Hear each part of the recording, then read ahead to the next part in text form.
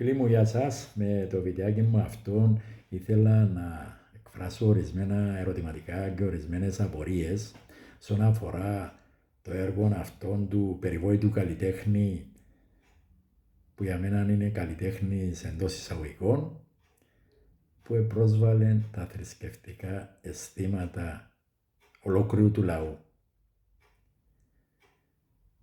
Το πρώτο ερώτημα είναι: η αντίδραση του κράτους ήταν μηδαμινή. Η αντίδραση της Εκκλησίας υποτυπώδης. Μας είπε ο Αρχιεπίσκοπος: συγχαίρω τον Κυπριακό λαό για την αντίδραση του, αλλά για τη θέση της Εκκλησίας δεν μας είπε τίποτε. Οι ιεράρχες ετήρησαν σιγήν ηχθείως.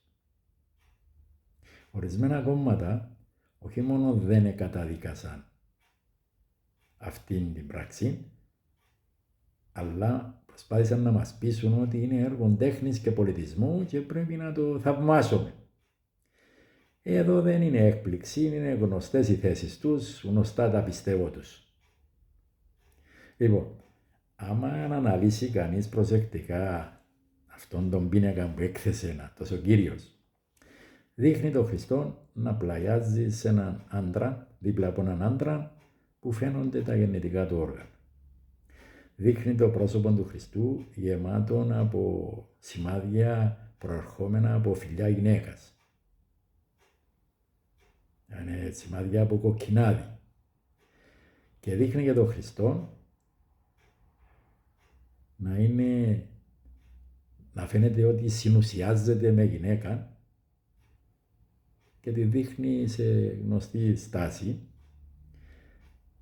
Δείχνει επίσης, σατυρίζει επίσης τον πρόεδρο και ένας άλλος κατουρά του γρίβα. Και το ερώτημα το μεγάλο είναι: τι μήνυμα θέλει να στείλει αυτός ο Κύριος?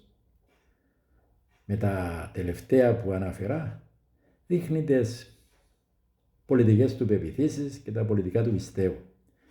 Όσο αυτά που αφορούν τον Χριστό, τι μήνυμα θέλει να μας στείλει? Ότι ήταν ανώμαλος, ότι πήγαινε και με γυναίκες και με άντρες, ήθελε να μας τον παρουσιάσει ομοφυλόφιλο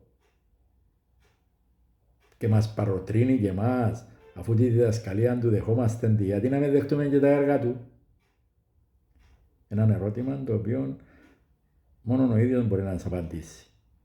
Ή έθελε να εκφράσει τα δικά του θέλω και τις δικές του επιθυμίες, απλώς αντρέπεται να μας το πει και εκφράστηκε με αυτόν τον τρόπο που εκφράστηκε. Λοιπόν, αυτός ο Κύριος το ξανά κάμε το 21. Καμία τιμωρία, καμιά συνέπεια. Μας το κάνει και τώρα. Πάλι θα τη βγάλει καθάρως. Υπάρχει ένα κενό στην νομοθεσία, το οποίο εκμεταλλεύονται το όλοι και προσπαθούν να μας πείσουν ότι δεν είχε πρόθεση και ήταν απλώς έργο τέχνης και πολιτισμού. Λοιπόν, την επόμενη φορά που μπορεί να εκθέσει έργα αυτός ο Κύριος, τον παροτρύνω να εκθέσει τον εαυτόν του, ένα μέλος της οικογένειας του ή όλους αυτούς που τον υποστηρίζουν, για να μας πείσουν εμάς τους άπιστους ότι δεν είχε πρόθεση να βλάψει τα θρησκευτικά αισθήματα του λαού, απλώς ήθελε να εκφράσει με τον τρόπο που εκφράστηκε την τέχνη και τον πολιτισμό. Αυτές ήταν οι απορίες μου, αυτά ήταν τα ερωτηματικά μου. Κρίνετε κι εσείς και κάνετε όπως νομίζετε.